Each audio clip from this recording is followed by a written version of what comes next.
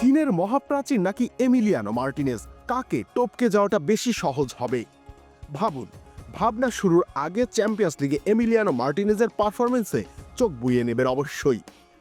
পাঠকের উত্তর কি হবে সেটা জানা না গেলেও তার বিপক্ষে খেলা প্রতিটা ফুটবলার যে চীনের মহাপ্রাচীরকেই বেছে নেবেন সেটা নিশ্চিত, কারণ তারা তো জেনে গিয়েছেন এমিকে টপকে যাওয়া কতটা দুঃসাধ্য। প্রথম 3 ম্যাচে অ্যাস্টন ভিলা খেলেছে ইয়াং বয়েজ, বায়ার্ন মিউনিখ ও বোলাগনার বিপক্ষে, আর এই 3 ম্যাচে এমির হজম করা মোট গোল সংখ্যা স্রেফ 0, অর্থাৎ চ্যাম্পিয়ন্স লিগ অভিষেকেই ক্লিন শিটের হ্যাট্রিক করে বসেছিলেন তিনি। ক্লাব ব্রাগের বিপক্ষে একটু বোধহয় ব্যতিক্রম হয়েছিল, একটা গোল হজম করে ফেলেছিলেন এই আর্জেন্টাইন, তবে ভুল শুধরে নিতে দেরি হয়নি। পরের ম্যাচেই জুভেন্তুসের বিপক্ষে আবারও দেয়াল রূপে ফিরে এসেছেন তিনি। লেবুর সুঘ্রাণ আরো বেশি, ত্বকের যত্ন আরো বেশি, চলে আরো বেশি। আপনার পকেটে কি বিদেশি না বাংলাদেশি? একটা বলও তাকে ফাঁকি দিয়ে জালের ঠিকানা খুঁজে পায়নি।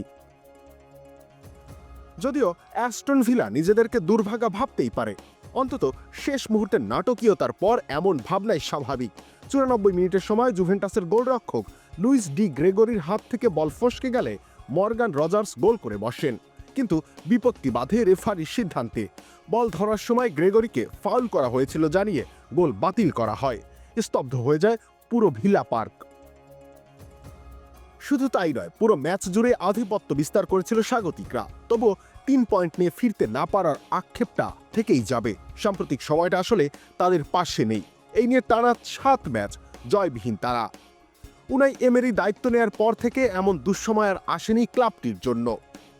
তবুও অ্যাস্টন ভিলার গর্ব করা উচিত। চ্যাম্পিয়ন্স লিগ ইতিহাসের মাত্র 3য় দল হিসেবে প্রথম 3টি হোম ম্যাচে ক্লিন শিট রাখার রেকর্ড গড়েছে তারা। নিঃসন্দেহে এটির পেছনের কারিগর এমিলিয়ানো মার্টিনেজ। ইউরোপের সর্বোচ্চ মঞ্চে খেলার স্বপ্নটা তিনিই দেখিয়েছিলেন সতীর্থদের। এখন তিনি একা হাতে টেনে নিয়ে যাচ্ছেন আরও দারুণ কিছু করার স্বপ্নটাকে। রবিউল ইসলাম রনি, খেলা 71।